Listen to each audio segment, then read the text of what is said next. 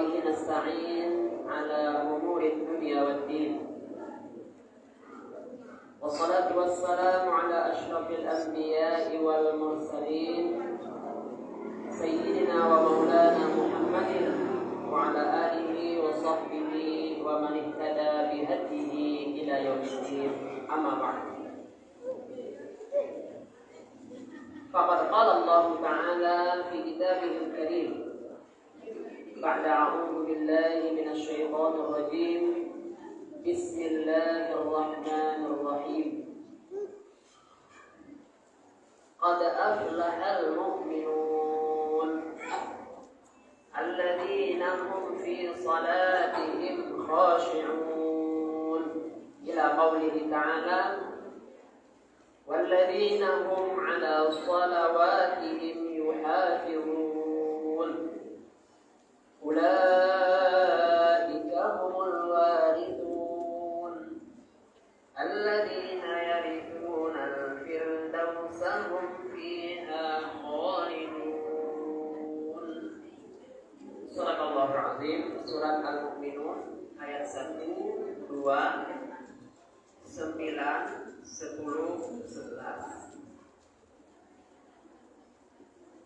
Tanpa mengurangi penghormatan, kata-kata penghormatan itu merupakan pembicaraan sebelumnya. Insyaallah mudah-mudahan semua kita yang hadir di rumah Allah adalah tamu-tamu Allah yang dimuliakan dan dirahmati oleh Allah Subhanahu wa taala. Amin ya rabbal alamin. Kaum muslimin dan muslimat, para hadirin dan hadirat, boleh dikatakan di kuliah duha kita sekarang ini karena duha masih ada. Rahimakumullah. Alhamdulillah kita kembali memuji Allah, kembali memperbaharui rasa syukur kita kepada Allah Subhanahu wa taala, di mana Allah masih memperbaharui limpahan nikmat, taufik dan hidayahnya kepada kita sampai detik ini.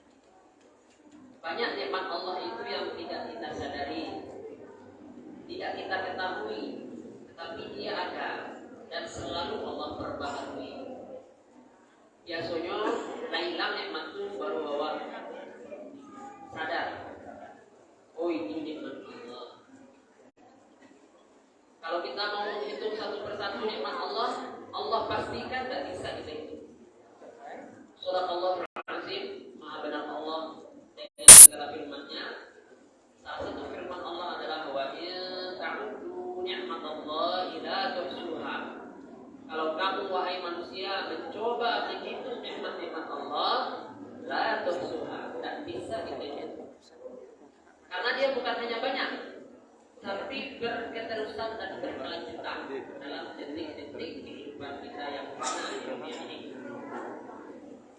Bernafas saja adalah nikmat Allah. Setiap detik Allah berikan. Coba gimana kita menghitung? Belum selesai itu satu, datang lagi nikmat yang lain, datang lagi nikmat yang lain. Begitulah kehidupan kita dipenuhi oleh nikmat Allah Subhanahu wa taala. Alhamdulillahirabbil alamin.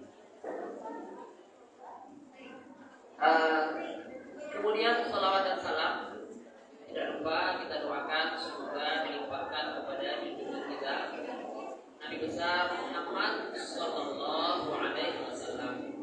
Allahumma shalli ala sayyidina Muhammad wa ala ali sayyidina Muhammad.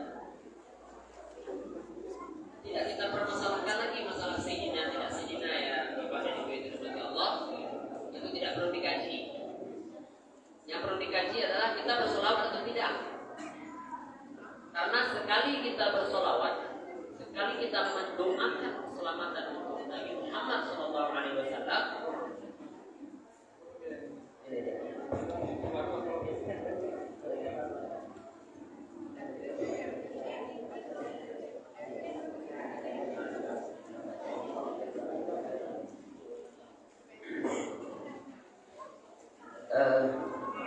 Minta maaf ini masalah teknis saja.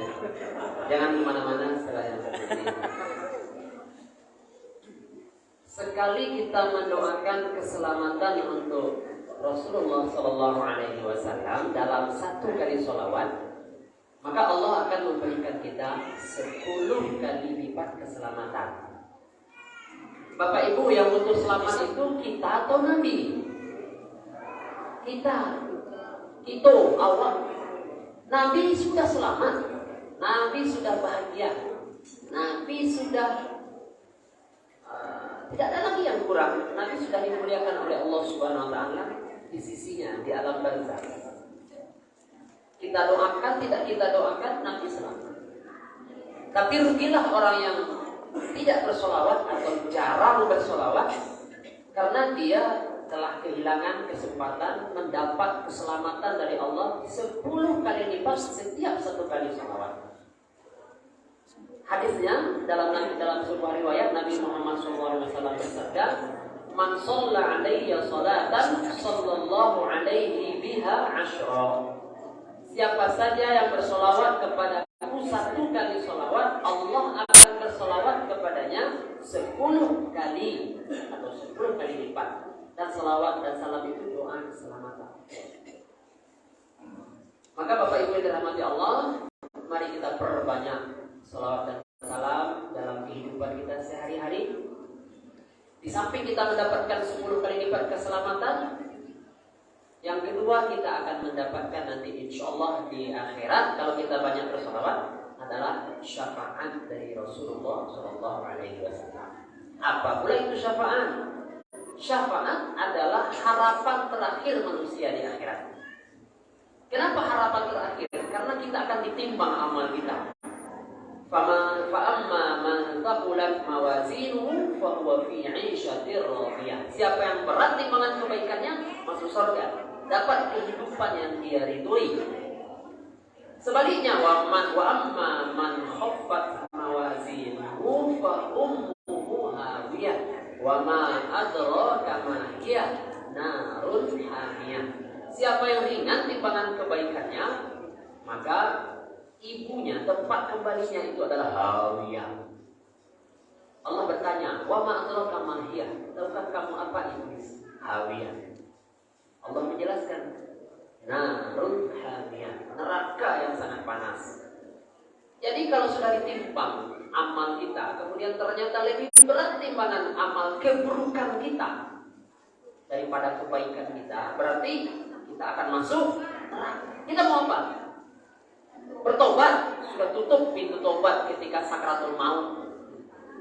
Ya, sudah tutup pintu tobat ketika matahari terbit di barat untuk dunia. Tapi kalau untuk kiamat kita masing-masing, sakratul maut tutup pintu tobat, nggak bisa tobat. Mau beramal itu di dunia, di akhirat tidak lagi ada kesempatan beramal dan beribadah. Terus pakai apa? Pakai apa menambah pahala dan menghapus dosa? Menebus, kita pakai apa? Kita tidak punya apa-apa.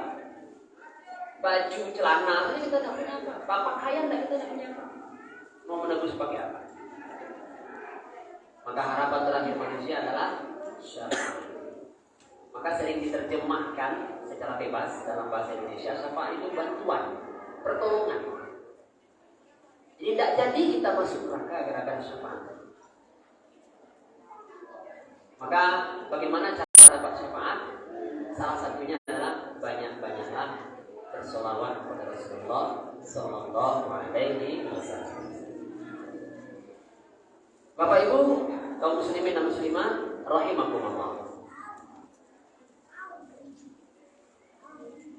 Kita dikumpulkan Allah di sebuah rumah di antara rumah-rumah Allah di bumi, yaitu masjid dan juga musola. Kalau di Indonesia masjid dan musola itu dibedakan ya Pak. Kalau di Saudi Arabia, di Madinah, saya kebetulan 9 tahun di situ, itu tidak ada musola, yang ada masjid saja. Ada khatib Jumat atau tidak ada Jumatnya di situ, itu semuanya masjid. Musola apa? Kalau musola dalam hadis itu adalah tanah lapang, tempat sholat Id. Itu ada hadis, itu namanya musola. Dalam hadisnya begitu. Tapi kalau ruangan seperti ini namanya masjid. Ada Jumat, tidak ada Jumat, namanya masjid. Gak masalah. Kita orang Indonesia kadang-kadang memang memakai istilah yang berbeda dengan di Arab ya. Jadi masjid dan musola itu adalah rumah Allah yang ada di bumi. Maka kita yang hadir di rumah Allah ini akan mendapatkan fadilah. Apalagi kalau hadirnya, berkumpulnya itu untuk mempelajari Al-Quran, kita akan mendapatkan 4 fadilah. Rasulullah SAW bersabda, majtama'a qaumun fi baitin min buyutillah, tidaklah berkumpul suatu kaum di sebuah rumah di antara rumah-rumah Allah, yatluna kitab Allah, mereka membaca kitab Allah Al-Quran, dan tadi sudah dibacakan Al-Quran, dan kita akan mempelajari Al-Quran itu. Wa yatadarasunahu fima bainahum, mereka mempelajari Al-Quran itu. Yang akan terjadi adalah nazalat alaihimus sakinah, akan turun kepada mereka ketenangan, ketentraman hati dari Allah Subhanahu. Insyaallah orang-orang yang rajin ke masjid, rajin majlis taklim, ibu-ibu kita masya Allah semangat semua nih, ibu-ibu majlis taklim, rajin ke masjid, rajin mempelajari Al-Quran di masjid, akan tentram kehidupan yang tentram hatinya. Cuma hati-hati ya Bapak Ibu, karena sakinah ini ketenangan, jadi kadang-kadang terlalu tenang tidur ya. Mudah-mudahan tidak ada yang terlalu sakinah ya untuk pagi itu menjelang siang ini. Tapi ketentraman itu ada di hati kita masing-masing, diturunkan oleh Allah Subhanahu wa taala ketenangan. Jadi itu yang pertama, nazalat alaihimus sakinah. Yang kedua, wa ghasyiyatuhumur rahmah. Rahmat Allah akan meliputi mereka. Jadi yang hadir ini kita diliputi oleh rahmat Allah. Rahmat Allah itu apa? Kasih sayang. Bismillahirrahmanirrahim. Kasih sayang. Allah mengasihi kita, menyayangi kita dengan hadir di majelis taklim seperti berkumpul di rumah. Ketentraman hati dapat, ketenangan jiwa dapat, rahmat dan kasih sayang Allah juga meliputi kita. Yang kedua, yang ketiga, wa haffathumul malaikah. Malaikat menaungi mereka. Hafat itu menaungi dengan sayap. Malaikat bersayap. Cuma kita tidak pernah melihat malaikat, makhluk gaib, tapi kita yakin karena ada hadis dari Nabi SAW bahwa malaikat itu bersayap. Yang keempat terakhir ini yang sangat membanggakan kita adalah wa zakarahumullahu fi man indah. Allah menyebutkan mereka kepada yang di sisinya. Yang di sisinya itu di langit adalah para malaikat. Dan kita tahu para malaikat adalah makhluk yang suci, tidak pernah berdosa, bermaksiat, selalu taat kepada Allah, tercipta dari cahaya, dan diciptakan Allah dari cahaya. Malaikat itu makhluk yang mulia. Jadi Allah membanggakan kita di hadapan para malaikat. Ketika kita hadir di majelis taklim di rumah-rumah Allah yang ada di bumi, yaitu masjid atau mushola. Nah, para ibu-ibu aku beda-beda. Yang pertama, sakinah, ketenangan. Yang kedua, rahmat, kasih sayang. Yang ketiga, dinaungi malaikat dengan sayap-sayap. Malaikat itu suka kita kumpul itu mempelajari agama. Dan yang keempat, Allah banggakan kita di hadapan makhluk langit, di hadapan para malaikat. Bapak Ibu yang dirahmati Allah SWT, semua itu kita akan dapatkan dengan mengikhlaskan niat kepada Allah SWT. Mudah-mudahan memang kehadiran kita di sini tercatat sebagai amal ibadah di sisi Allah dengan keikhlasan niat kita, dan juga tercatat fisabilillah, karena tadi juga disebutkan man kharaja min baitihi fi talabil ilmi fa huwa fisabilillah hatta yarji'. Siapa yang keluar dari rumahnya dalam rangka menuntut ilmu, ya, maka dia dianggap fisabilillah, berjuang, berjihad di jalan Allah hatta yarji', sampai dia pulang. Jadi kita ini sekarang para mujahidah fisabilillah. Ya, Ustaz jihad. Jadi mujahidah fisabilillah. Kita sekarang berjihad tapi tidak pakai senjata. Haram hukumnya berjihad pakai senjata Indonesia. Kita negara damai, nanti kita dituduh teroris. Tidak boleh jihad perang di Indonesia, negara damai. Kalau ingin jihad perang, itu pergi ke Palestina, bunuh orang-orang Yahudi di sana. Nah, itu halal. Tapi kalau dibunuh orang-orang kafir misalnya di sini tidak boleh, haram. Karena kita negara damai. Bapak Ibu yang dirahmati Allah, kita berjihad dengan menuntut ilmu, tapi pahalanya mirip dengan orang yang berjihad sampai kita pulang. Ala pulang lah tiba di rumah balik Anda tak berjihad ada. Maka lama-lama lalu menuntut ilmu rancang. Bagus sampai asar aku. Maghrib, insya Allah sebelum zuhur sudah selesai. Bapak Ibu yang dirahmati Allah Subhanahu wa taala, tema kita adalah tentang sholat. Sekarang kita berada di bulan Rajab. Dan tepatnya tanggal 18 ya. Ya, hari Sabtu depan itu 27 Rajab. Itu biasanya diperingati oleh kaum muslimin di Indonesia, peringatan Isra Mi'raj. Jadi tema kita pada pagi menjelang siang ini urgensi sholat, bukan fikih sholat. Kalau fikih sholat saya yakin Bapak Ibu insya Allah saya yakin sholatnya sah secara fikih, tidak ragu saya, tidak ragu. Karena rukun sholat itu cuma 13 menurut mazhab Syafi'i dan semuanya gampang, mudah sekali. Niat atau berdiri bagi yang mampu ya, niat, kemudian takbiratul ihram, membaca Al-Fatihah. Setelah itu ruku, setelah itu i'tidal, setelah itu sujud, setelah itu nanti tasyahud, sholawat, salam, tertib. Tidak banyak. Semuanya malah lebih dari rukun dikerjakannya. Sunat-sunat dikerjakan juga. Doa kita membaca surat di rakaat pertama, kedua, atau ayat ya. Kemudian zikir-zikir ruku, zikir i'tidal, zikir sujud. Sudah lengkap dah. Saya tidak mengajarkan fikih sholat, tetapi saya ingin kita menyadari ahamiyus sholat, pentingnya sholat. Bahwa itu zat banyak yang sembahyang.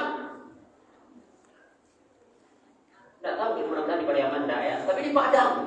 Saya di Padang sejak 2004 pulang dari Madinah. Saya tinggal di Padang di Lubuk Binturun, di komplek pesantren Arisalah.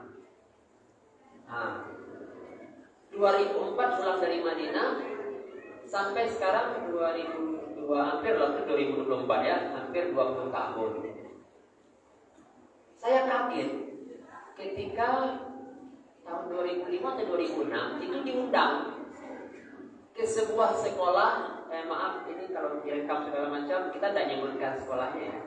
Sekolah yang cukup favorit di Kota Padang, peringatan Tahun Baru Hijriah. Jadi saya menerangkan tentang sholat waktu itu.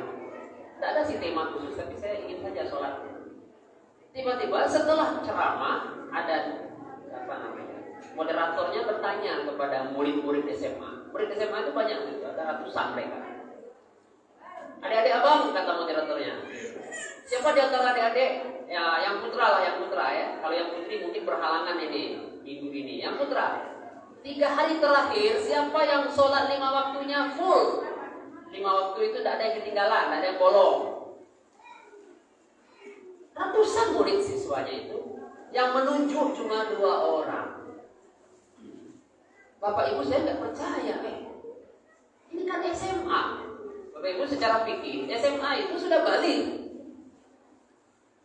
15 tahun ke atas. Itu menurut para ulama mimpi tidak mimpi, keluar mandi tidak keluar mandi, haid tak haid itu sudah balik. Secara umum sudah balik.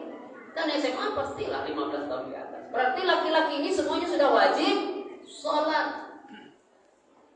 Dan mereka semuanya agamanya Islam. Tinggal di Sumatera Barat ada bahasa di syarak bahasa di kitabullah. 2 orang yang sembahyangnya rutin 2 hari atau 3 hari terakhir. Pasti yang lain gimana Pak? Tidak tahu apakah malu menunjuk awak sembahyang, malu mengaku, atau memang bolong-bolong sholatnya. Mungkin yang kedua Pak, bolong-bolong sholat. SMA bolong-bolong sembahyang. Yang berdua tadi dipanggil oleh moderator, ini menarik ini. Kok cuma berdua ya? Adik abang yang kebetulan moderatornya itu alumni situ, sudah kuliah di UNP, balik ke sana untuk memimpin acara saja. Adik-adik abang ini sebanyak ini kok cuma berdua yang menjaga sholatnya? Apa sih rahasianya? Kok yang lain tidak, yang berdua bisa? Keduanya Keduanya mengungkapkan bahwa dengan redaksi yang berbeda tadi, bahwa orang tuanya mengingatkan mereka menjaga. Jadi orang tua masih, ya orang tua. Jadi kalau gadang ini SMA mereka, kalau mandiri, berarti yang berdua ini menjaga sholatnya karena orang tuanya mengingat. Berarti yang lain-lain Bisa jadi tidak diingat orang tuanya, atau bisa jadi orang tuanya udah sembahyang. Atau lah diingat mungkin orang tua, hanya tak mau. Bisa juga itu hidayah dari Allah SWT. Tapi sejak saya saat itu, saya bertekad dalam hati dimanapun ceramah, kalau tidak ada permintaan judul yang tema yang khusus, saya akan membahas tentang sholat. Saya khawatir Bapak Ibu, kalau mudah orang meninggalkan sembahyang, tidak ada kebaikan sedikit pun dalam kehidupan kita. Dan saya khawatir itu urgensi sholat itu tidak sampai ke kaum muslimin di Indonesia. Tidak dipelajari di sekolah bahkan sanawiyah dan aliyah. Tidak dipelajari. Yang dipelajari hanya fikih, sholat, tata cara sholat. Pentingnya sholat tidak. Terus bagaimana orang akan termotivasi dengan fikih saja? Tidak cukup fikih itu kalau orang sudah mau beribadah, belajarlah fikih. Ini orang tak mau sembahyang, belajar fikih. Ini tidak mau sembahyang, tidak tahu urgensi sholat. Maka kajian kita pada pagi hari tentang urgensi sholat saja. Sampai kita sadar sholat itu tidak main-main. Maka kita akan bahas beberapa hal yang berhubungan dengan pentingnya sholat. Pertama, semua kewajiban dalam Islam itu diwajibkan di bumi. Puasa, haji, zakat, ada rukun Islam yang lain. Sebutkanlah kewajiban yang apapun dalam Islam ini diwajibkan di bumi. Maksudnya apa? Turun malaikat Jibril dari langit untuk membawa perintah yang wajib kepada Rasulullah SAW di bumi. Sholat 5 diwajibkan di langit, di atas langit yang ke-7 oleh. Dan ini sama dengan poin yang kedua, yaitu semua kewajiban diwajibkan melalui perantara malaikat Jibril. Malaikat Jibril turun pakai perantara dari Allah. Kan Allah yang mewajibkan, tapi perantaranya malaikat Jibril. Sholat tidak pakai perantara. Sholat tidak pakai perantara. Siapa yang memerintahkan sholat? Langsung Allah Subhanahu Wa Taala. Rasulullah bertemu dengan Allah. Tapi memang takdir Allah dan sunatullah tidak bisa Rasulullah melihat Allah secara langsung, ada hijab atau takdir. Tapi Rasulullah mendengar perintah Allah, seperti Nabi Musa mendengar suara Allah. Karena Nabi Musa disebut dengan kalimullah, berbicara Allah dengan Nabi Musa dalam Al-Quran kan ada ayat-ayat. Kalau untuk melihat Allah tidak bisa di dunia. Nabi Musa yang gagah perkasa kuat begitu saja pernah minta kepada Allah, Rabbi arini anzur ilaik. Ya Tuhanku, perlihatkanlah diri kepadaku sehingga aku bisa melihatmu. Karena Nabi Musa penasaran, beliau berbicara dengan Allah tapi tidak melihat Allah. Penasaran, pengen lihat seperti apa Allah. Kata Allah pada dalam Al-Quran, Allah abadikan, qala lan tarani. Allah berfirman, engkau tidak akan bisa melihatku di dunia. Walakin yanzur ilal jabal, tapi lihatlah bukit atau gunung itu. Fa in istaqarra makanahu fasawfa tarani. Kalau gunung itu masih berada di tempatnya, kamu akan bisa melihatku. Kata Allah. Apa yang terjadi? Falamma tajalla rabbuhu lil jabali ja'alahu dakka wa kharra Musa sa'iqa. Ketika Allah menampakkan dirinya kepada jabal, bukit gunung yang kokoh, ja'alahu dakka, hancur lebur tuh gunung. Tidak melatih Pak, kalau melatih itu yang paling ujungnya itu saja sudah dahsyat. Habis satu gunung melatih, tidak kan? Ujungnya, ya kan? Yang badan apanya masih tetap berdiri. Ini tidak. Jadi hancur semua gunung itu ketika Allah menampakkan diri kepada gunung. Nabi Musa pingsan. Nabi Musa jatuh pingsan karena gunung itu meledak hancur semua. Setelah itu Nabi Musa minta ampun kepada Allah. Tidak berani lagi minta melihat Allah. Tidak ada yang mampu melihat Allah di dunia. Tapi penduduk surga akan melihat Allah di surga. Dan itulah kenikmatan yang paling nikmat. Melihat wajah Allah. Mudah kita semua masuk surga. Amin. Ya. Bapak Ibu yang dirahmati Allah. Jadi Nabi langsung mendapat perintah sholat dari langit dari Allah. Tidak lewat perantara. Yang ketiga,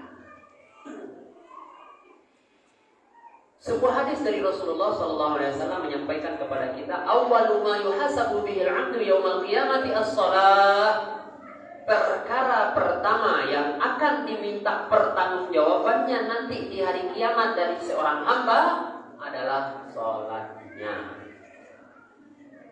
Kita yakin Bapak Ibu akan diminta pertanggungjawab amal kita. Kita yakin Bapak Ibu akan menghadap Allah Subhanahu wa taala dan semua kita akan ditanya satu persatu apa yang kita perbuat di dunia dan akan diminta pertanggungjawabannya. Pertanyaan pertama dan hal yang pertama harus kita pertanggungjawabkan adalah sholat kita. Yang menarik dari hadis itu adalah ujungnya, tambahannya. Apa kata Nabi? Idza saluhat saluha sa'iru amalihi. Kalau baik sholatnya, baik semua amalnya. Dan ini berbahaya. Wa idza fasadat fasada sa'iru amalihi. Rusak sholatnya, rusak satu amalnya. Anda bahaya tuh Pak Ibu. Rusak sholatnya, tak bisa dia mempertanggungjawabkan sholatnya. Semua amalnya ikut rusak, bayangkan tuh. Kalau begitu, aku nonyonya Pak Haji berkali-kali misalnya, tiap tahun haji, tiap bulan umroh misalnya. Aku nonyonya berzakat miliaran misalnya. Aku nonyonya puasa tiap Ramadan, tapi tidak sembahyang.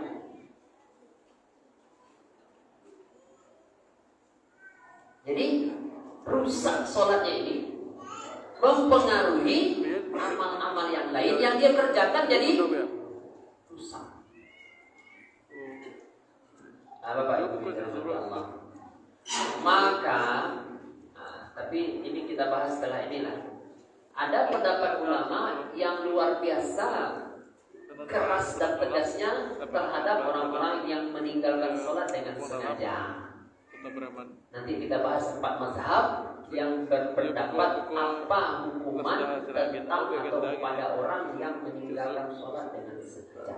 Dan itu jadi dipelajari di sekolah-sekolah agama dulu. Apalagi di sekolah umum. Ya, baik. Jadi sholat menentukan baik buruknya amal kita. Berikutnya, di dalam Al-Quran, salah satunya surah Al-Mu'minun tadi kita bacakan. Allah Subhanahu wa taala paling banyak bicara tentang sholat di antara semua ibadah. Ayat-ayat yang terbanyak dalam masalah ibadah ini, ayat-ayat yang terbanyak itu adalah ayat-ayat sholat. Ramadan itu, puasa maksudnya itu hanya beberapa ayat saja. Surah Al-Baqarah dari ayat 183 gitu ya, nanti sampai 188 atau 80 banyak. Satu halaman lebih kurang. Tentang haji ada surat Al-Hajj memang ada, tapi tidak semua tentang haji. Ya. Tentang zakat bergandeng dengan sholat sering, tetapi sholat jauh lebih banyak ayatnya daripada zakat. Dan variasi ayatnya beda-beda. Ada yang perintah, berarti dikerjakan wajib, ditinggalkan haram. Ada yang perintah, dan itu banyak. Waqimus shalah, atuz zakat, waqimus shalah, inna shalah tatanha 'anil fahsya'i. Ada yang perintah wajibnya sholat. Yang kedua versinya ada yang ancaman bagi yang tidak sholat. Bahkan melalaikan sholat saja sudah diancam. Fawailul lil musallin alladzina hum 'an salatihim sahun. Itu kan yang melalai sholat diancam neraka wail. Ada yang lebih tegas lagi tentang sholat. Apa itu? Neraka sakor menjadi ancaman bagi orang yang meninggalkan sholat. Allah SWT berfirman, ketika penduduk neraka dimasukkan ke neraka sakor ini, malaikat bertanya, Qalu ma salakakum fi saqar. Mereka bertanya, apa yang membuat kalian masuk neraka Saqar ini?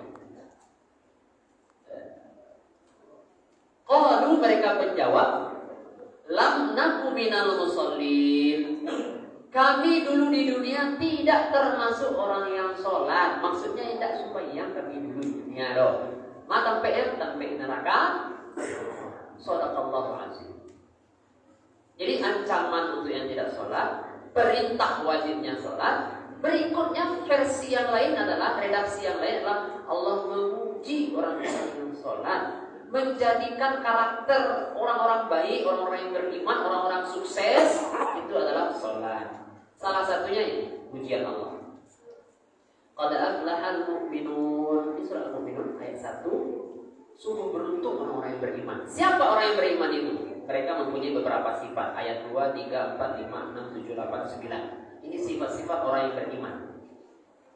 Dimulai oleh Allah sifat orang yang beriman itu alladzina hum fi salatihim khashi'un. Sifat orang yang beriman yang beruntung, yang sukses itu adalah yang pertama, sholatnya khusyuk. Ini berhubungan dengan kualitas sholat. Jadi Bapak Ibu yang dirahmati Allah, saya yakin yang hadir di rumah Allah ini insya Allah tidak ada yang bolong-bolong sembahyang yang berdoa. Kalau tidak sembahyang, payah menjajakan kaki ke pasar cima. Insya Allah. Tapi jangan bangga dulu dengan rutin sholat, karena itu baru kuantitas. Kualitasnya terletak di khusyuk. Maka jangan pernah puas dengan kualitas sholat kita. Tingkatkan terus. Karena khusyuk itu tidak mungkin 100%. Tapi jadikanlah ya 99%, 90%, 80%, 70%. Jangan 0%. Dari takbiratul ihram sampai salam, satu tinggi nih kecuali nyusahan semuanya. Ada orang itu Allahu Akbar, Allah Maha Besar, tapi dapur lebih besar dari Allah, masakan di rumah lebih besar, kain tajamu lebih besar, dompet hilang lebih besar. Satu tinggi, ingat di syaitan. Lalu puluh rakaat sholatnya juga kadang itu kan. Habis sholat, Assalamualaikum warahmatullahi wabarakatuh. Dari awal takbir sampai sana tidak ada yang teringat itu cuma yang ingat dunia itu nol khusyuknya. Khusyuk ini betul tidak masuk dalam rukun sholat. Untung saja tidak masuk dalam rukun sholat. Kalau tidak ada yang sah semua yang wadah. Untung tidak dimasukkan ulama khusyuk itu dalam rukun sholat. Tetapi khusyuk ini berbanding lurus dengan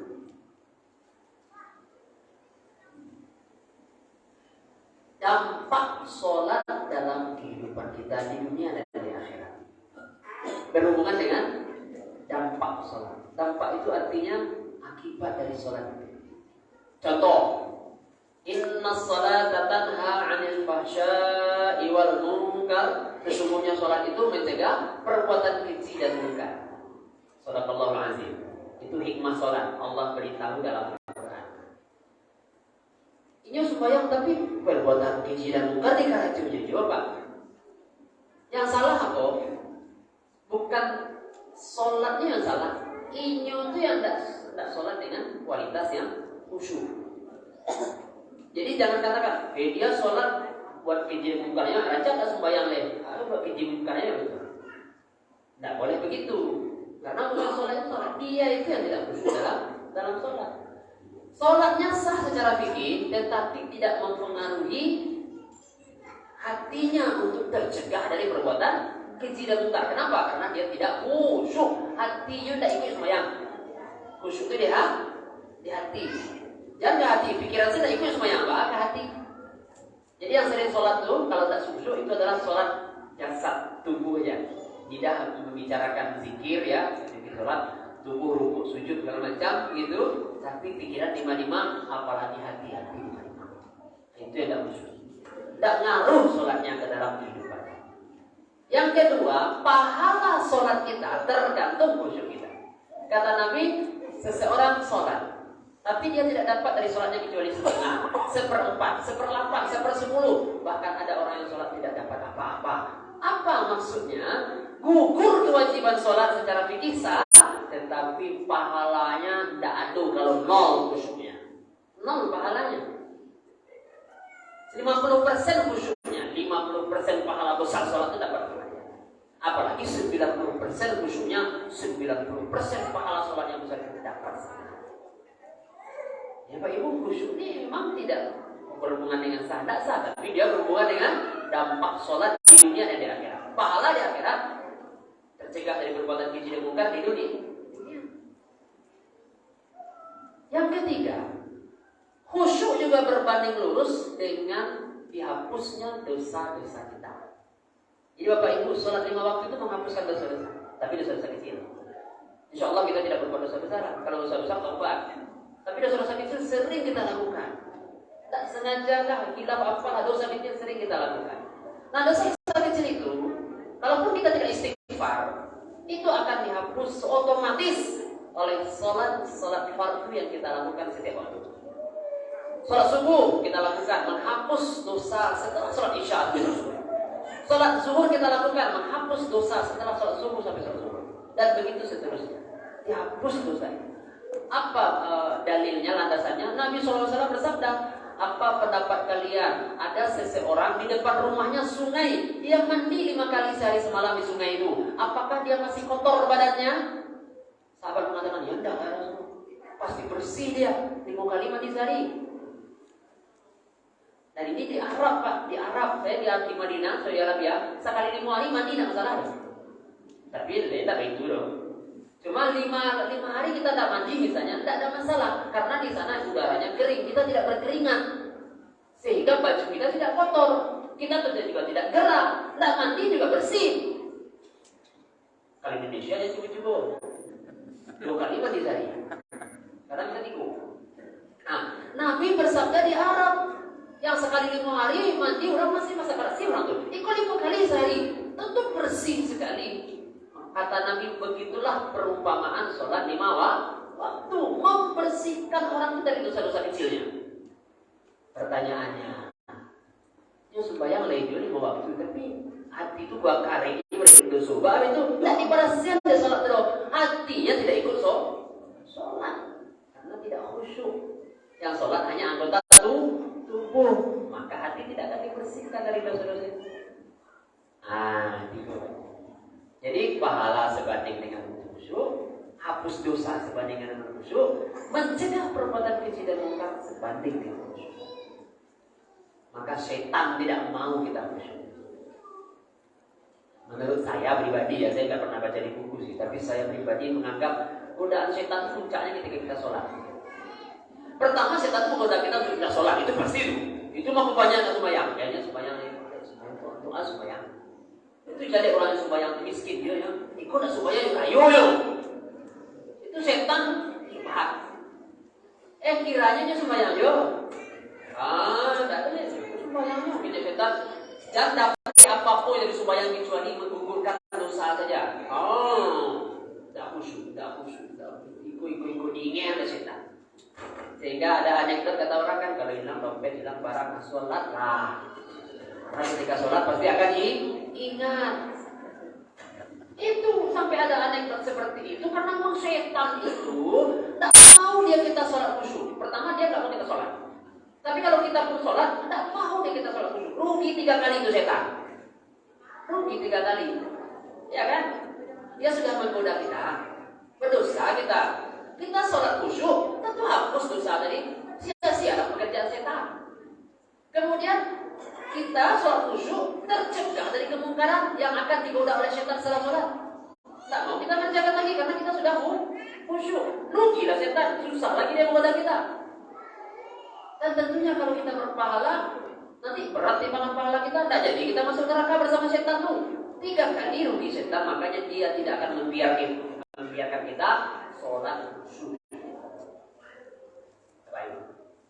Itu karakter pertama. Karakter kedua, ketiga, keempat tidak ada urusannya dengan sholat. Maka silakan Bapak Ibu baca saja di rumah terjemahannya. Siapakah orang yang beriman beruntung itu setelah sholat yang khusyuk? Apalagi karakternya lain, masalah zakat, masalah ini, itu kita tidak pelajari. Lompat ke ayat 9. Karakter terakhir dari orang yang beriman yang beruntung itu adalah walladzina hum 'ala shalawatihim yuhafizun. Orang-orang yang jaga solat mereka.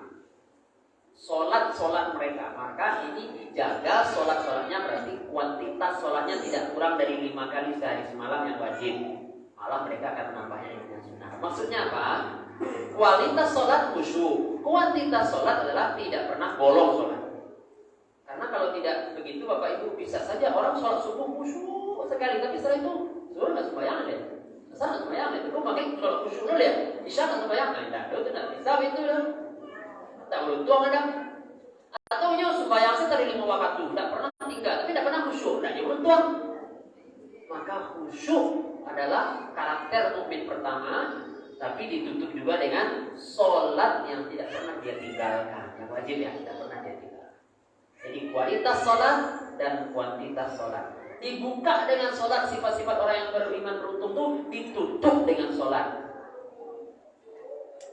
Kita kan ingin menjadi orang yang sukses, Pak. Ingin beruntung dunia akhirat. Tidak lu sembahyang, tidak beruntung cilako. Alhamdulillah. Serius. Mungkin cilako kata-kata yang tidak baik ya. Alhamdulillah. Tapi celaka itu dalam hadis, dalam Al-Quran banyak. Wailun itu juga artinya celaka. Terjemahan bahasa Indonesianya. Jadi orang yang ada sembahyang pasti celaka dunia akhirat. Mungkin di dunia ada nampak mana Bapak Ibu, ya, karena banyak mungkin orang ada sembahyang ini tinggi jabatannya, malah mungkin dia kafir karena dia memang orang kafir nggak sembahyang, tapi mungkin dia dapat nikmat dunia. Tapi hati-hati, dunia itu tidak ada sedikit pun nilainya di sisi Allah. Jadi jangan terpengaruh dengan dunia yang didapatkan oleh seseorang karena maksiat. Tidak ada. Kata Nabi, wala tamuddanna 'ainaika ila ma matta'na bihi azwajan minhum zahratan hayati dunia. Intinya dunia yang didapat oleh kafir itu jangan menjadikan kita salut pula. Dunia itu tidak apa dibandingkan dengan kehidupan akhirat. Kata Nabi saja, tempat tisu. Bukan tempat tisu, itu bahasa kita. Tempat cambuk salah seorang kamu di surga, kata Allah, kata Nabi, lebih mahal atau lebih apa daripada, lebih berharga daripada dunia dan seisinya. Sampai cambuk. Jadi kalau orang Arab tuh ada cambuk, ada tampek cambuk. Kalau kayak di Padang tuh ada sarungan. Awak mungkin ada cambuk di Padang, awak tapi tisu kan. Tampek tisu penduduk surga nanti itu lebih mahal dari dunia dan seisinya. Seperti apa surga itu? Tak bisa kita bayangkan. Jadi tidak ada apa-apa di dunia. Ya, Bapak Ibu yang dirahmati Allah SWT, jadi rugilah orang-orang yang tidak sholat, karena dia tak akan pernah mendapat keberuntungan sedikit pun. Bapak Ibu yang dirahmati Allah SWT, sekarang kita bahas tentang pendapat ulama orang-orang yang tidak sembahyang dengan sengaja. Kita mazhab Syafi'i di Indonesia, ya, rata-rata.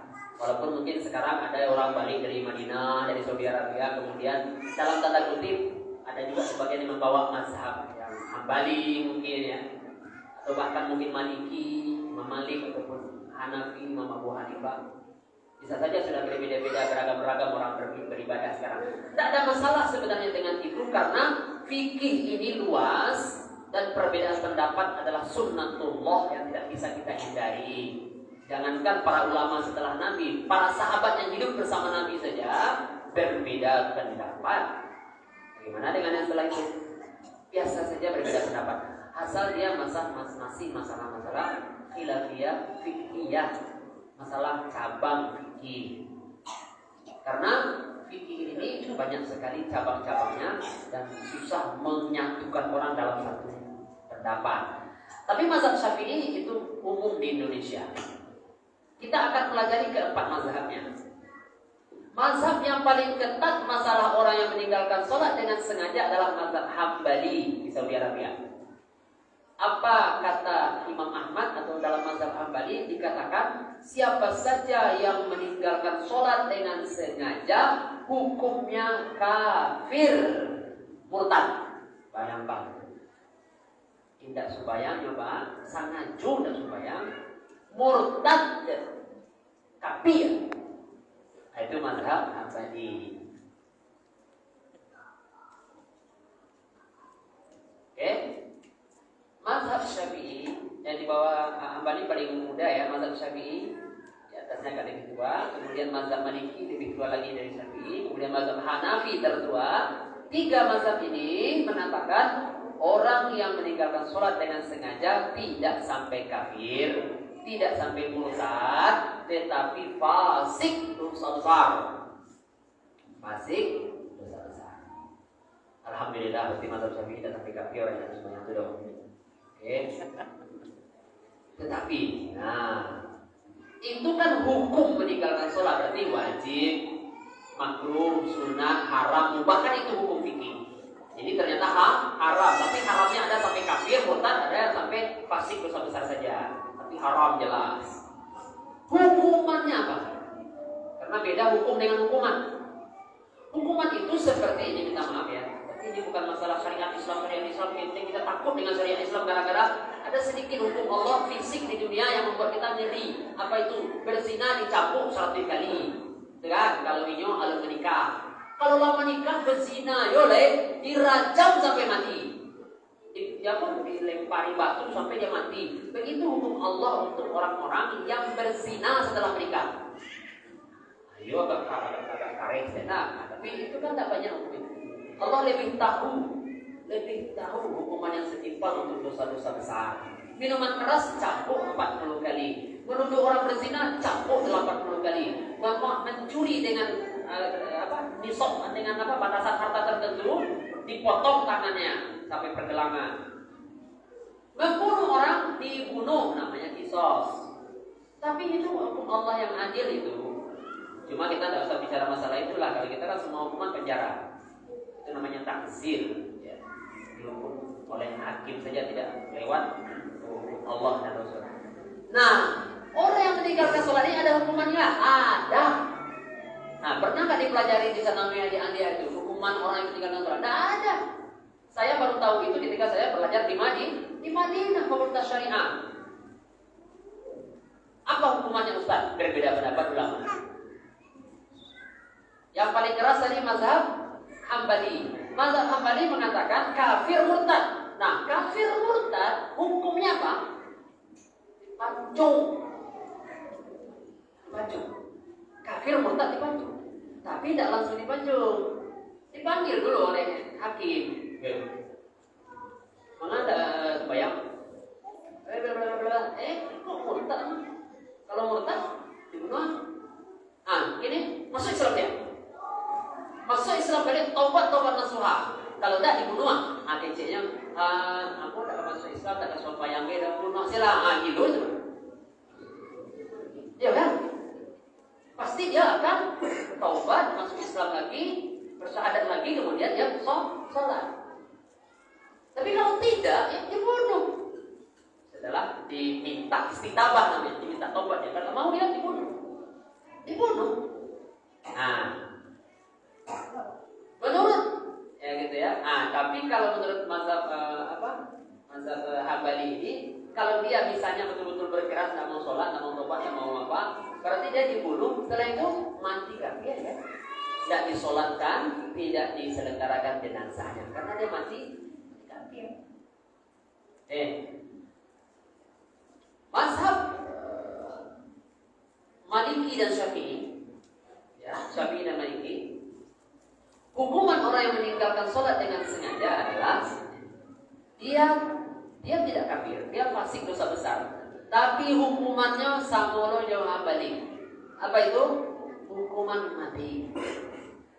Mazhab Syafi'i itu, mazhab Syafi'i, mazhab Maliki yang tidak mengerjakan sholat dengan sengaja, meninggalkan sholat dengan sengaja, maka dia dihukum mati walaupun tidak murtad. Bedanya adalah hukuman mati bagi yang murtad tidak diselenggarakan jenazahnya. Hukuman mati bagi yang muslim tetap diselenggarakan jenazahnya, tapi tidak sama-sama mati. Sekali lagi, apakah begitu prosesnya Ustaz? Ya tentu dipanggil dulu dia oleh hakim ya. Ada sembahyang. Kami beri waktu kamu 3 kali sholat atau 3 hari, 3 kali akan dipantau. Kalau kamu tetap tidak sholat, dibunuh. Kira-kira sembahyang tanya Pak. Bahaya langsung. Bahaya pasti, tidak mungkin dah. Jadi dalam sejarah Islam tidak ada yang tertumpah darahnya dibunuh gara-gara tidak sembahyang. Tidak ada sejarah itu. Yang ada adalah semua orang yang sudah balik sholat dalam negara Islam. Karena kalau kita tidak sholat langsung diancam bunuh, pasti dia sholat. Itu yang terjadi, bukan bersirat-sirat ada orang gara-gara tidak sembahyang. Yang paling ringan adalah mazhab Hanafi, mazhab tertua. Mazhab Hanafi mengatakan yang tidak sholat dengan sengaja dia dipenjara seumur hidup. Penjara seumur hidup. Itulah paling ringan. Bapak. Tidak supaya tidak penjara. Setahun 2 tahun. Tentu sekali lagi dia mau sholat tidak. Jadi kalau dia sholat tentu tidak dipenjara. Tapi tidak sholat di penjara sampai dia sholat atau sampai dia mati. Mati dalam keadaan tidak sholat, di penjara sampai mati. Gara-gara tidak sholat. Jadi 4 mazhab yang diakui dunia ini paling ringan adalah mazhab Hanafi, yaitu penjara seumur hidup bagi orang yang tidak sholat. Itu paling ringan. Anda ada enggak? Ada dengarkan ulama-ulama misalnya sekuler, intelektual sekuler. Nah itu tidak ada sembahyangnya. Sembahyang dakwah, berzina dakwah, naudzubillah itu sekuler saja nih. Tidak ada landasan sama sekali kecuali logika, naudzubillah. Itu dulu asal muasalnya Mu'tazilah, berdasarkan akal daripada dalil. Jadi Bapak Ibu yang dirahmati Allah, kenapa ulama sampai ke tingkat membicarakan hukum orang yang tidak sholat sampai ke dahsyat seperti itu? Karena hadis tadi kan, siapa yang baik sholatnya, insya Allah amal yang lain jadi baik. Buruk semuanya, buruk amal yang lain, itu makanya duit lain. Tidak ada gunanya amal yang rajin, Pak. Sholatnya, puasanya, buruk puasanya. Hajinya, buruk hajinya. Zakatnya, buruk zakatnya. Kenapa? Dia tak sholat. Sholat itu fasadat sairu amali. Buruk sudah amalnya. Mengenai itu ya. Menambah dosa. Aku mungkin agak kasar Bapak, tapi kok realita fikih yang ada aku pertanggungjawabkan di hadapan Allah. Aku 9 tahun di Madinah Fakultas Syariah S1 S2. Tapi S2 nya tidak selesai Pak. S2 nya banyak menuri terus segala macam. Aku sibuk kayak jemaah umroh, jemaah haji. Jadi lalai memang. Tidak selesai tesis, padahal 9 tahun itu. Jadi beasiswa ini tidak selesai pulang lah kalau tak. Selesai tesis itu pulang dalam keadaan tidak mendapat ijazah S2. Tapi pelajaran S2-nya tesis itu sudah saya kerjakan. Kalau mau saya sibuk pada jauh sana, mau bawa orang rumah lah. Jadi bawa orang rumah itu dari risiko, memberi nafkah dan cukup. Lewat saku yang dari Madinah tepas, lewat Karajo, alah sibuk lewat Karajo. Ya tapi aku tak pernah menyesal, insya Allah itu takdir Allah. Tidak bisa membawa ijazah S2 pulang, membawa anak dua pulang.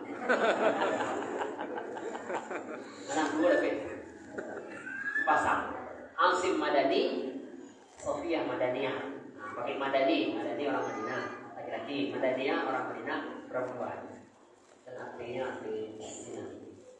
Bapak Ibu dirahmati Allah, kita itu alhamdulillah sampai sekarang anak-anak itu sudah kuliah semua. Tapi anak saya yang paling kecil masih belum masuk SD.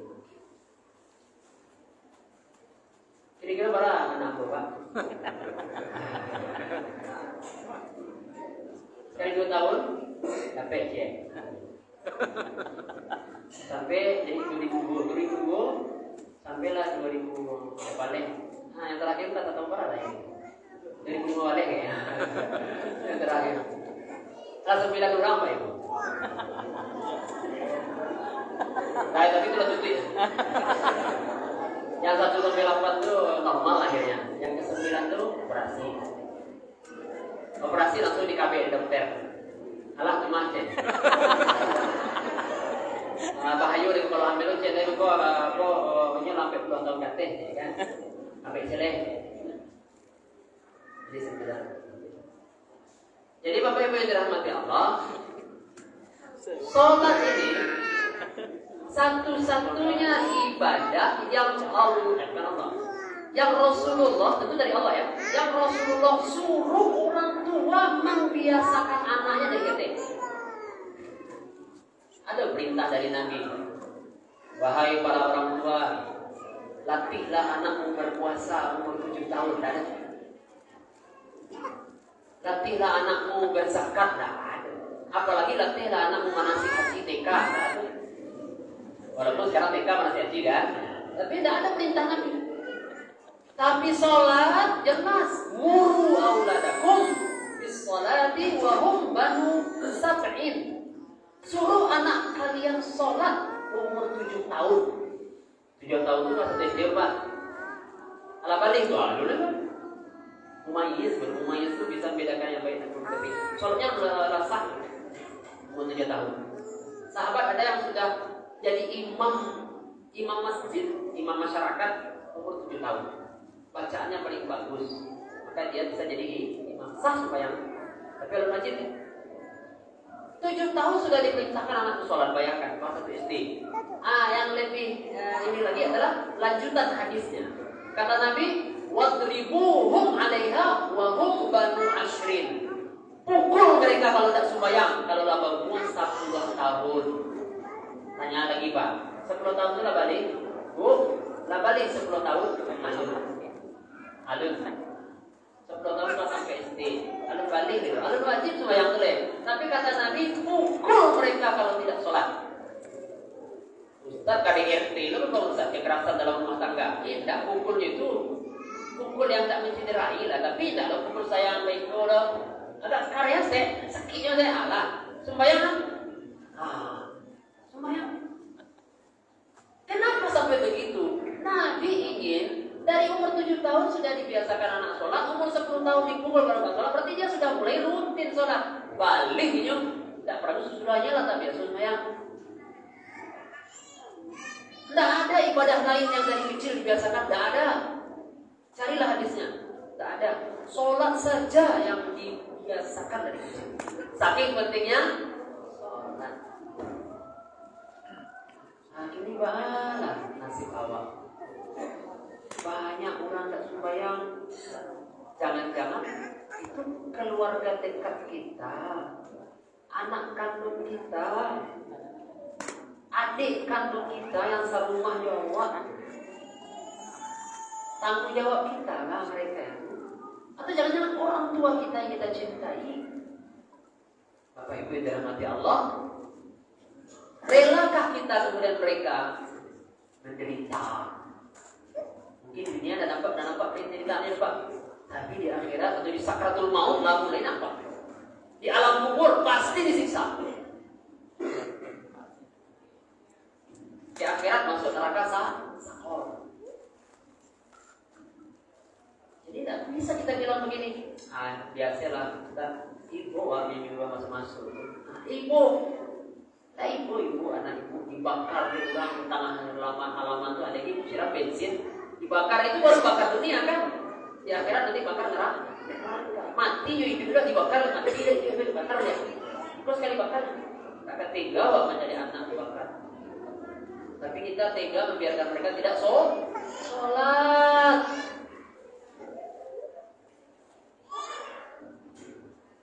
Dan saya khawatir Bapak Ibu, khawatir sekali. Kalau begitu tingginya sholat, berarti sholat itu adalah kewajiban paling utama dalam Islam. Yang dosanya paling besar selain murtad. Murtad oke, mazhab Hambali tadi murtad kan, tapi mazhab Syafi'i kan terus murtad dong. Jadi di bawah dosa murtad adalah dosa meninggalkan sholat. Ustaz, kalau Bapak itu lebih kadang dari dosa mencidok, tentu ya. Mencidok potong tangan ya, sholat potong leher. Lebih kadang dari berzina. Ustaz, iyalah berzina dicampur setiap kalinya. Tidak sembahyang dibuang. Milik mudah-mudahan Ustaz ya, milik mudah-mudahan. Karena mudah-mudahan kan dibunuh, tapi itu kan kisos. Kalau ini dia nggak bunuh orang, dia tidak sembahyang saja, dibunuh olehnya. Kenapa sampai begitu hukumannya? Berarti sholat itu begitu penting di sisi Allah di akhirat. Saya khawatir saja kita mengabaikan sholat karena hati kita sudah dunia. Tidak ada pengaruh sembahyang di dunia, Ustaz. Biasalah ada sembahyang yuk. Ustaz ada sembahyang yuk, sukses Ustaz, kuliahnya S3 kan. Profesor udah lah, tak sembahyang, tak ada dulu profesor itu doang. Di hadapan Allah dia bangkai berjalan. Di hadapan Allah karena saatnya dia sudah mati dibunuh karena tidak sembahyang. Tapi sekali lagi tidak pernah terjadi mati dibunuh karena tidak sembahyang ya. Karena hukum Islam mewajibkan dipanggil dulu, ditanya dulu, diancam dulu. Kalau tidak sembahyang baru dibunuh. Ada orang setelah diancam dibunuh tidak sholat, pasti sholat. Jadi berkahlah kehidupan kaum muslimin dengan semua anggota masyarakatnya mendirikan sholat. Berkah kehidupan mereka. Itu banyak musibah. Bapak Ibu, sholat itu kan menyembah Allah. Coba bayangkan orang Ibu, maaf ya, dia tersinggung. Orang yang tidak sembahyang tuh, bukankah dia mendapatkan nikmat Allah seperti kita setiap detik? Bangun kan nikmat Allah, tapi rasa kinyuh dari Allah, sehatnya dari Allah, satu yang dia nikmati itu dari Allah. Tidak punya sujud di hadapan Allah doa. 24 jam penuh dengan kenikmatan. Allah cuma minta 1/4 jam sholat punya. 1/4 jam itu Ustaz, dari 5 kali. Kok 5 kali Ustaz? Para rakaat sholat wajib 7 balik rakaat. Aku jamin 1 menit 1 rakaat sah sembahyangnya. Kenapa lo mencukup? Banyak kaum muslimin mencukup sholat sunnah saja kan? 2 rakaat 2 titik selesai. Jadi banyak ayatnya. Baca saja dulu sholatnya. Yang penting cuma nina. Rukuk 2 detik, sujud 2 detik, 3 detik itu. 2 menit 1 rakaat itu cuma 1 menit. Kecuali sholat berjamaah, ya agak panjang deh. Sholat kan tak wajib juga yang ada. Sholat surah. Agen tahu jual sembahyang itu mudah ya. Tak pakai fitnah dah hari tu. Baca Fatihah langsung. Aku jamin sah sembahyang. Allahu Akbar langsung. Alhamdulillah itu langsung Bismillahirrahmanirrahim sampai amin. Rukuknya nih. Rukuknya tenang 2 detik 3 detik. Kemudian iktidalnya tenang 2 detik 3 detik. Kemudian sujudnya. Itu sih halan, because itu salam ya. Baca tasawuf sudah la ilaha illallah Rasulullah, kemudian baca salawat. Itu salam kan? Tak balik ke sembahyang itu doh. 17 rakaat 17 menit. Diskon 2 menit, 15 menit. Sampai jam dia sembahyang sebab 24 jam diberi Allah dengan penuh kenikmatan. Tak boleh sampai jam sujud kepada Allah, tak tahu tua. Tak tahu itu. Pasti Allah tak suka dengan orang kayak gitu. Dia tiap detik nikmat 24 jam sehari semalam. Sampai jam yang sujud menghadap aku kepada Allah. Tak aku ya tak. Tak mungkin Allah suka. Pasti Allah benci. Kenapa? Maaf kalau agak karet. Tapi itu kasih hakikat gitu orangnya. Walaupun itu syariat, tapi sebenarnya itu hakikat. Tak ada keberkahan orang tak semuanya. Maka saya pesan diri saya pribadi kita semuanya. Alhamdulillah mungkin kita sudah menjaga sholat kita secara kuantitas 5 waktu sehari semalam tidak pernah bolong. Malah sebahagian masya Allah rutin ke masjid itu luar biasa lagi. Setiap langkah kaki luar biasa kalau sholat jamaah di masjid. Menurut mazhab Syafi'i sunat muakkadah, menurut mazhab Hambali wajib sholat berjamaah laki-laki di masjid ya. Kita tinggal meningkatkan kualitas sholat kita itu khusyuk.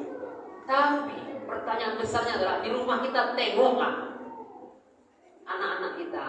Siapa yang di bawah tanggung jawab kita? Ibu, anak-anak. Bahkan mungkin suami, bapak-bapak, istri ini mana? Ada tak yang tak sembahyang?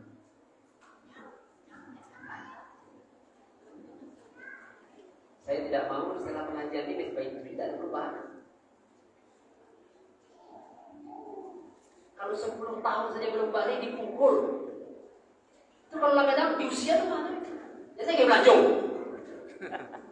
Tanya sembahyang, apa hilang deh?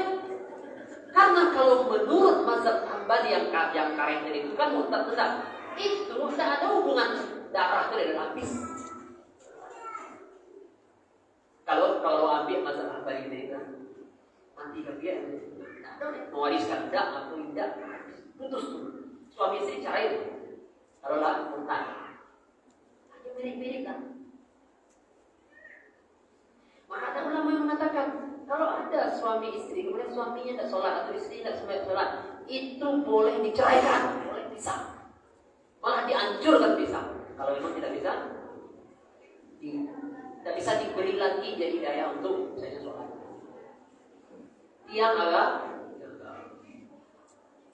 di Bapak Ibu yang dirahmati Allah SWT, kita berdoa juga kepada Allah SWT karena hati itu di tangan Allah. Dia akan dibalik-balikkan. Jadi hidayah itu memang dari Allah. Cuma kita kan wajib berusaha maksimal untuk berdakwah. Dan orang yang paling dai dakwah, orang yang paling berhak kita dakwahi adalah orang-orang yang paling kita cintai, yaitu keluarga dekat inti kita, ayah, ibu kita, adik-adik kita, anak-anak kita, suami, istri kita. Itulah yang paling berhak mendapatkan dakwah kita. Baru orang lain, walaupun sejalan, ya, tidak pula ini selesai dirusak. Kalau tadi semuanya nanti dakwah yang lain, ya, tetap saja lain dia jalan saja. Tapi ini jangan ditinggalkan, ya. Apalagi kepala rumah tangga, anfusakum wa ahlikum nar. Jagalah dirimu dan keluargamu dari api neraka. Dan api nerakanya neraka sakor bagi yang tidak sholat.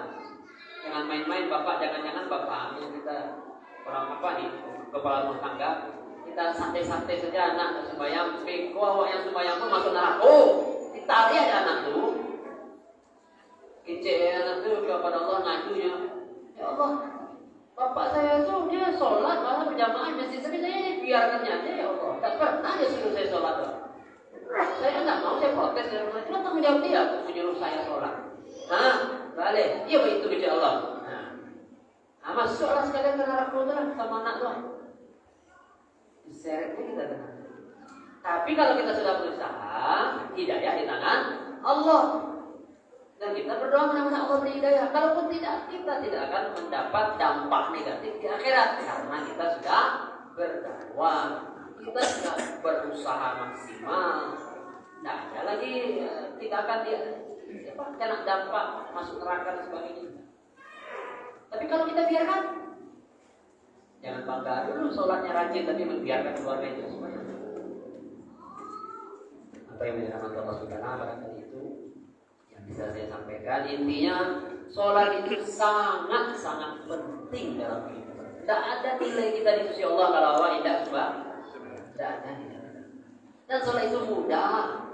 Tidak usah pusing dengan kajian fikih sholat yang sunnah yang begini-begini. Tidak perlu pusing-pusing begitu. Kalau kita sudah rutin sholat kita ingin meningkatkan kualitas, silakan. Tetapi anak-anak awaknya, makanya saya kadang-kadang mengajarkan anak sholat itu langsung ke sunat-sunat itu kadang-kadang gimana ya, menjadikan anak itu jadinya berat sholat itu.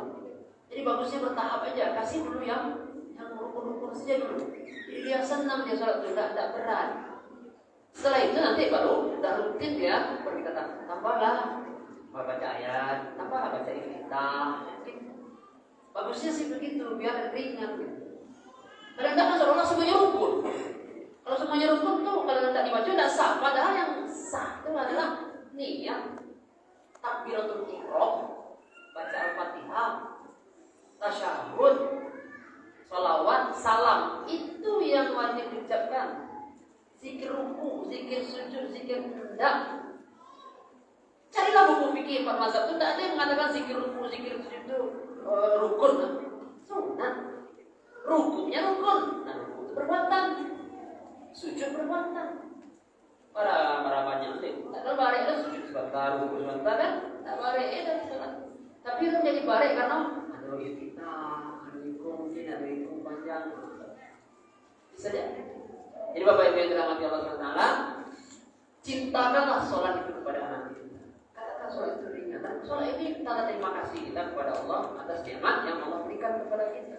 Dan sholat inilah kunci kebahagiaan kita sukses hidup di dunia dan juga nanti kunci surga kita di akhirat. Jadi mudah-mudahan dengan demikian kita bisa menghidupkan sholat itu dalam masyarakat kita sehingga kita dapat keberkahan dari Allah, bukan dapat musibah dan siksa. Karena Allah pasti tidak suka manusia muslim tidak menyembahnya. Kan kita menyembah Allah, tak disembah Allah. Barangkali yang bisa saya sampaikan atau kalau ada waktu untuk diskusi. Tapi kayaknya ini nggak diskusikan ya, ini dilaksanakan saja ya. Beda dengan fikih sholat. Kalau fikih sholat mungkin mau bertanya ini. Kita kayak gini, laksanakan. Tegakkan sholat, doakan supaya Allah berikan kami hidayah untuk keluarga ini. Allahumma ja'alna muqimis shalah. Seperti doa Nabi Ibrahim. Ya Allah, jadikan kami ini orang-orang yang mendirikan sholat. Wa min dzurriyyatina, dan anak keturunan kami nanti akan lahir didoakan untuk sholat. Nah, Bapak Ibu tahu kan sholat itu sudah ada sejak zaman Nabi-Nabi awal. Tidak hanya zaman Nabi aja yang sholat itu diwajibkan. Nabi Musa disuruh sholat, Nabi Ibrahim disuruh sholat, Nabi Ismail disuruh sholat. Sholat itu sudah ada sejak. Kayaknya sholat itu siapapun Nabi Rasul pasti Allah perintahkan sholat. Cuma tata caranya beda dikit. Jumlah rakaatnya barangkali teknis fikihnya beda. Tapi sholatnya itu syariat yang abadi. Maka Nabi Ibrahim berdoa begitu. Allahumma ja'alna muqimis sholati wa min dzurriyyatina. Rabbana wa taqabbal. Ya Allah, jadikan kami orang-orang yang mendirikan sholat. Juga generasi kami berikut, keturunan kami nanti semuanya orang-orang yang mendirikan sholat. Baik, tidak ada pertanyaan. Tapi kalau ada yang penasaran dan sebagainya boleh agak dua pertanyaan bolehlah kalau ada. Boleh. Tapi kalau enggak, alhamdulillah. Nanti kita tutup. Baik Ibu, minta maaf kalau kasih karya Ibu. Tapi aku terus terang sejak kejadian itu dalam kepala aku kalau ada masa cikmal aku diundang, temanya diserahkan ke aku, sholat. Itu kebetulan rajab, kalau enggak rajab pun sholat itu. Enggak ada rojak udah. Tapi kalau la rutin namun itu sudah sholat tuh ayat lain-lain juga tema lain. Tapi tema pertama sholat. Tidak ada gunanya kita tidak sholat. Jadi kalau ada ibu bapak ibu yang ingin bertanya, menambahkan diskusi boleh, tapi kalau tidak alhamdulillah. Ya alhamdulillah, berarti paham ya. Tinggal kita laksanakan saja lagi dan kita berdoa kepada Allah mudah-mudahan keluarga kita menjadi keluarga.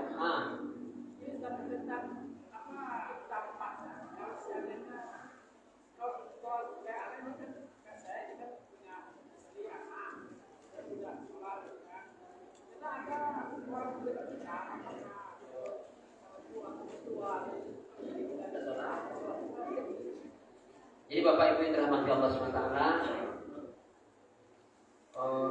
kewajiban dakwah itu kan ada yang fardu ain, ada fardu kifayah.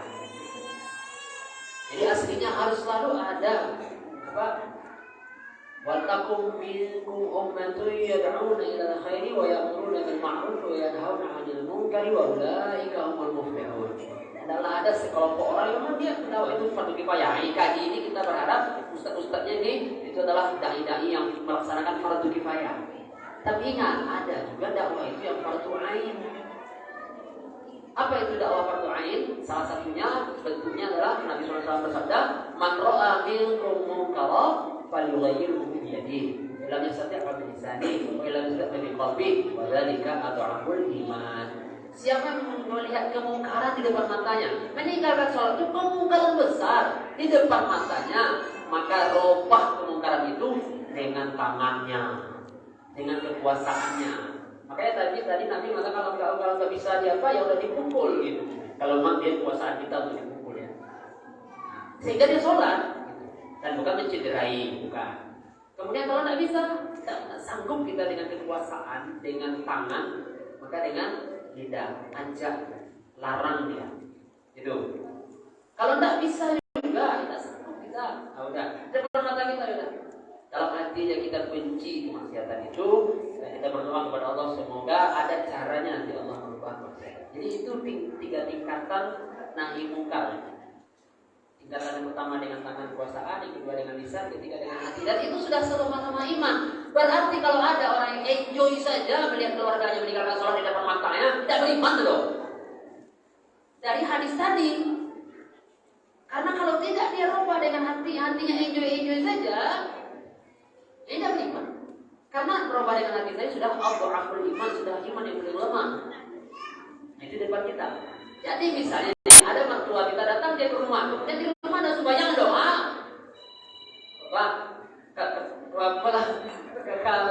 Berdoa lah, sesama jemaah lah. Kita tanya kalau dengan cara yang baik lah. Ya. Karena dia di depan mata kita, wajib main kita berdoa. Tapi kalau kebaca kalau sudah itu ya tidak usah. Maksudnya ajak dengan baik. Ud'u ila sabili rabbika bil hikmati wal mau'izatil hasanati wajadilhum billati hiya ahsan. Ajak dengan cara hikmah, bijaksana, ya kan, dengan kata-kata yang baik. Kalaupun berdebat dengan cara terbaik. Itu. Tapi tidak juga, itu urusan Allah lah. Selesai, awak lah tanggung jawab lah lepeh. Tak mau ini apa? Ya lah lepeh. Bani Israel dulu dilarang memancing ikan atau mencari ikan di hari Sabtu, itu hari ibadah mereka Bani Israel. Tapi ternyata sebagian kelompok bermaksiat di hari Sabtu ini menangkap ikan juga dia. Kelompok yang lain membiarkan. Kelompok satu lagi, jadi 3 kelompok. Kelompok satu lagi melarang. Terus kelompok yang diam saja bilang sama yang melarang, lima ta'izuna qauman illahu muhlikum wa mu'adzibum 'adzaban syadida. Kenapa kalian sibuk-sibuk melarang orang yang kalau Allah ingin Allah azab aja mereka? Nah, biar repot-repot gitu ya. Biarin aja Allah yang mengazab. Kita biarkan aja lah. Itu kan urusan mereka. Kita kan tidak bermaksiat. Gitu katanya. Apa kata kelompok dakwah ini, pendai ini? Ya. Kata ikan ini gitu ya. Kata ikan ini, ma'dziratan ila rabbikum, qalu ma'dziratan ila rabbikum wa la'annahum yattaqun. 2 alasan kami berdakwah. Pertama, nanti di akhirat kami bisa menjawab pertanyaan, kenapa kamu biarkan orang bermaksiat? Kami jawab, ya Allah, kami telah melarang mereka. Ma'dziratan ila rabbikum, uzur, minta maaf sama Allah. Ada alasan kita bisa berdakwah, ada alasan. Yang kedua, la'allahum yattaqun. Alasan kedua, barangkali mereka nanti bertakwa. Mudah-mudahan mereka bertakwa. Jangan-jangan dengan nasihat kami, dengan ajakan kami, dengan dakwah kami, mereka bertakwa. Coba kalau tidak ada ajakan, jelas tidak akan bertakwa. Sedangkan ada ajakan juga belum tentu bertakwa, tapi ada kemungkinan bertakwa. Karena coba tadi mertua, kalau kita biarkan itu tidak sembahyang, tidak. Tapi coba kita ajak, bisa jadi dia sembahyang. Sadarnya, ya kan? Maka udah 2 alasan kita berdakwah. Tapi lah berdakwah, tidak jawab mau orang doa, ya nanti di akhirat kita selamat.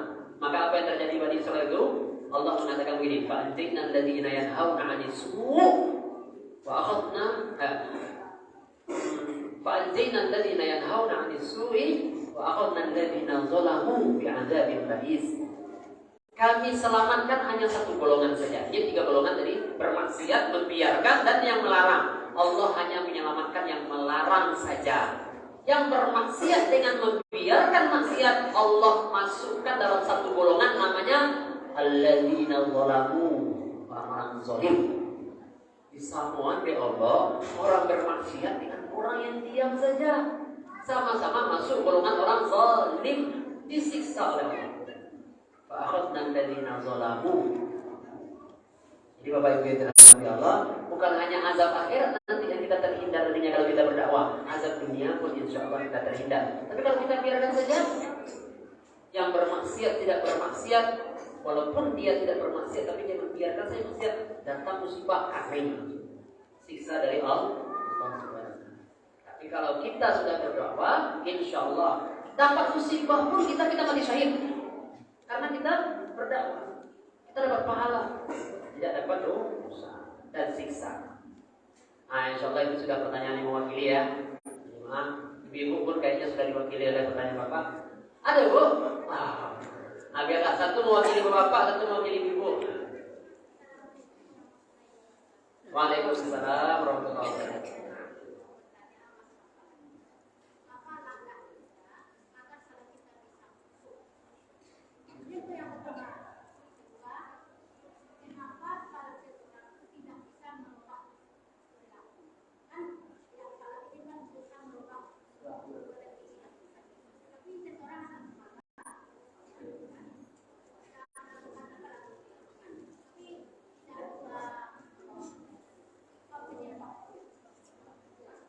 Terima kasih Bu. Waduh. Kayaknya dikasih undangan lagi lah pertemuan berikutnya itu untuk khusyuk dalam sholat karena itu satu materi lagi. Jadi kata Ibu, bagaimana agar kita khusyuk dalam sholat? Sebenarnya Bapak Ibu yang dirahmati Allah, tak pula perlu kita pelatihan sholat khusyuk 3 hari atau apa. Karena khusyuk itu masalah hati kita. Jadi yang berbicara pun belum tentu lebih khusyuk daripada yang mendengarkan. Ya, ada momen-momennya iman kita naik, kita bisa cepat khusyuk. Ada juga kita susah khusyuk. Hati kita. Jadi siapkanlah hati sebelum kita sholat, kata para ulama gitu. Jadi ketika kita berwudu, kita sudah mulai menganggap kita ini mau menghadap Allah. Ketika dengan azan kita penuhi panggilannya, capek-capek. Masjid kalau lagi berjamaah. Kalau beda itu orang yang azan pergi ke masjid akan lebih khusyuk daripada orang yang qomat barunya pergi ke masjid. Apalagi ketinggalan sekali 2 rakaat dikajar orang rukuk dengan anak kayak khusyuk itu. Jadi beda tuh persiapannya beda. Yang kedua, orang khusyuk itu kan dimulai dari pikiran. Baru hati, ya kan? Pikiran ini dia akan fokus kalau yang diucapkan kita paham. Nah, ini kan sama baju jampi-jampi. Nah, kita harus paham. Maka belajarlah dalam tanda kutip ya. Walaupun tidak paham bahasa Arab, makna-makna yang zikir sholat yang pasti kita ucapkan kita tahu maknanya. Rukun-rukun sholat itu kita tahu maknanya. Allahu Akbar, Allahu Akbar, Alhamdulillah, Alhamdulillah, subhanallah, Allah, Al-Fatihah tahu kita artinya.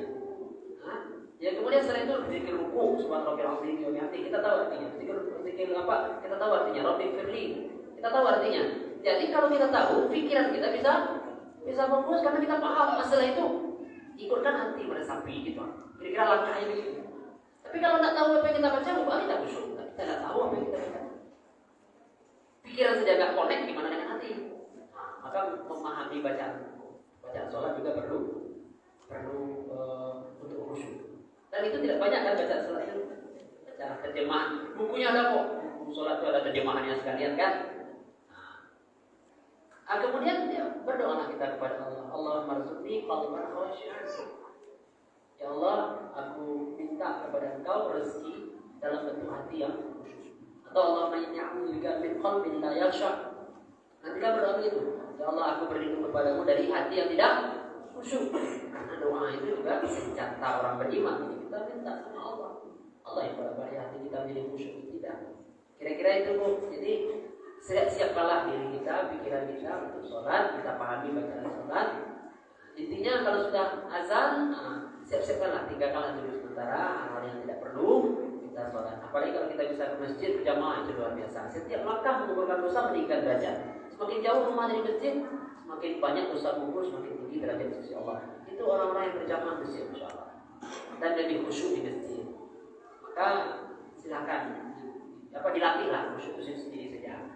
Maka orang-orang yang tadi pertanyaan kedua, orang sholat tidak juga berubah dia nggak khusyuk. Jadi orang yang seperti itu menggugurkan kewajiban sholat saja, tapi nggak berdampak sholat dalam kehidupannya. Maka bagusnya orang kayak gitu mulailah dia menyadari pentingnya khusyuk dalam sholat, menyadari pentingnya menghadirkan hati dalam sholat, bertahap sajalah.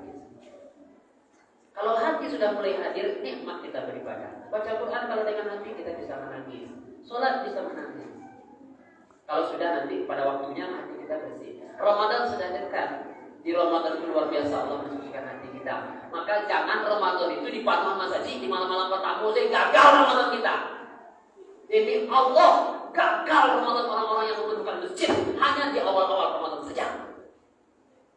Padahal finishnya itu, finalnya itu di 10 malam terakhir. Lailatul Qadar itu tidak ada di 10 malam pertama. Maka Nabi mana masjid mencari maaf. Masjid ramai dunia. Motivasi ke masjid ramai itu dunia. Kok malam satu aja deh. Malam satu aja. Kemungkinan besar malam itu lah malam itu. Pada enak. Masjid lah. Masjid lanang. Itu kamu nggak pasal ramai. Dunia motivasi kita beribadah tidak berkah Ramadan. Makanya mudah-mudahan Ramadan gitu-gitu aja hasilnya. Hati itu lah. Dunia lagi rami baik. Tak rami tak baik dah. Motivasi kita Allah. Lailatul Qadar. Nanti kalau sudah 10 terakhir etikaf ditinggalnya rumahnya, tinggalnya satu dunia itu tinggal di rumah Allah. 10 hari belum malam etikaf. Dan itulah kami lakukan di Madinah dengan mengikuti mahasiswa ya. Setiap tahun kita etikaf 20 malam pertama di Madinah biasa sholat tarawih etikaf. 10 malam terakhir libur ke Mekah kita etikaf di Masjidil Haram. 10 hari 10 malam nikmat. Terasa hati kita itu beribadah kepada Allah. Hadiah Allah Ramadan tiap tahun. 10 malam terakhir yang membersihkan hati kita, dapat Lailatul Qadar membuat kita bisa khusyuk. Bertinggahan gara-gara dunia persiapan lebaran. Tak berkah. Mudah-mudahan ibu-ibu untuk yang bertanya di sampai benar. Ibu-ibu yang hadir sekarang coba kita coba Ramadan besok. Semakin ke ujung atau 10 akhir itu semakin hebat kita beribadah ke masjid. Itu baru berkah. Rasakanlah kenikmatan beribadah di 10 akhir. Rasakanlah kenikmatan beribadah di 10 akhir. Matian TV itu akan undangan 10 akhir itu. Matian pakai data kalau malam. Masih yang ini juga malam itu jam 2. Lailatul Qadar 1000 bulan 83 tahun ibadah. Bertinggalnya kadang dunia. Ya Allah, hati cinta dunia. Mudah-mudahan bermanfaat. Tapi itu masuk dalam kajian takhir Ramadan ya Bu ya, masalah itu. Dia ada khusyuk di materi yang tadi Ramadan yang sudah jadi lagi. Mudah-mudahan bermanfaat dan mohon maaf segala kekurangan wabillahi taufiq wal hidayah. Kayaknya terpancing Ibu gara-gara pertanyaan. Alhamdulillah, silakan Ibu. Waalaikumsalam warahmatullahi wabarakatuh. Iya.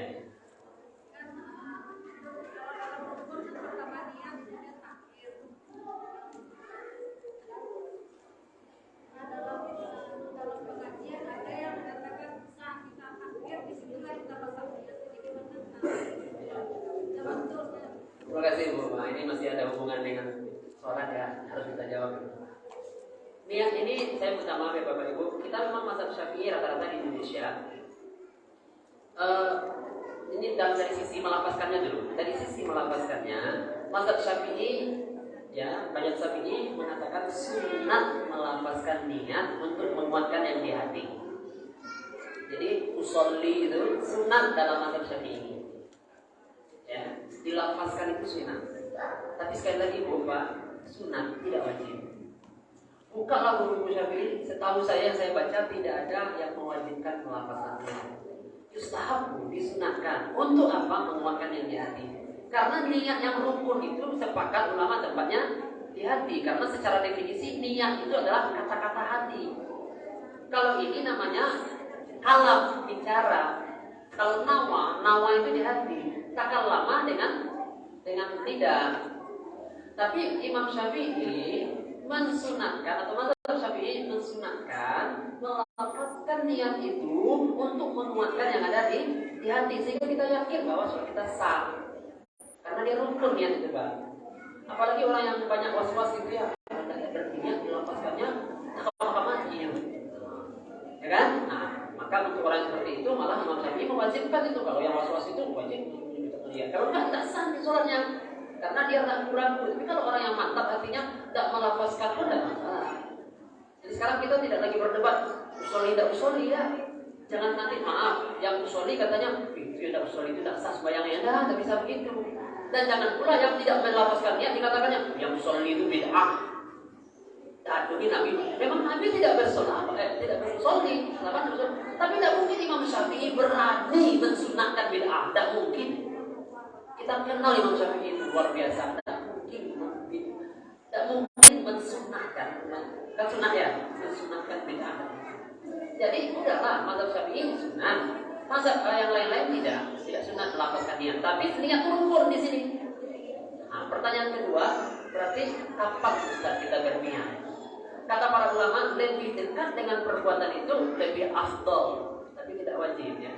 Maka boleh agak jauh, boleh. Ya, sebelum takbir itu lebih bagus lagi karena dia semakin dekat kan. Takbir itu adalah disebut takbiratul ihram. Apa ihram itu? Ihram itu mengharamkan sesuatu yang sebelumnya boleh. Sebelum takbir kita boleh bicara, boleh makan, boleh minum, boleh bergerak banyak-banyak. Tapi setelah takbiratul ihram, nggak boleh bicara, nggak boleh bergerak, nggak boleh minum, ya kan? Karena sudah haram. Nah, takbiratul ihram itulah mulai sholat. Terakhirnya salam. semakin dekat dengan takbiratul ihram niatnya, semakin afdol, semakin mantap. Maka biasanya kalau masuk tabi'in, solinya kan sebelum takbiratul ihram, kita semua tahu sudah fix semua baru soli. Jadi dia menjelang takbir baru dia berniat. Tapi ulama yang mengatakan niat dalam hati tidak perlu dilafazkan, masuk masjid pun dia sudah niat sholat, sah juga. Jadi kita tidak perlu berdebat masalah ini, tapi semakin dekat kepada perbuatan, semakin baik. Itu ya Bu ya. Terima kasih banyak. Mudah-mudahan bisa lagi dilanjutkan dengan pengajian-pengajian berikutnya dengan ustaz-ustaz yang lainnya. Insyaallah semua ustaz kita itu akan memberikan ilmu yang bermanfaat. Yang penting kita ikhlas.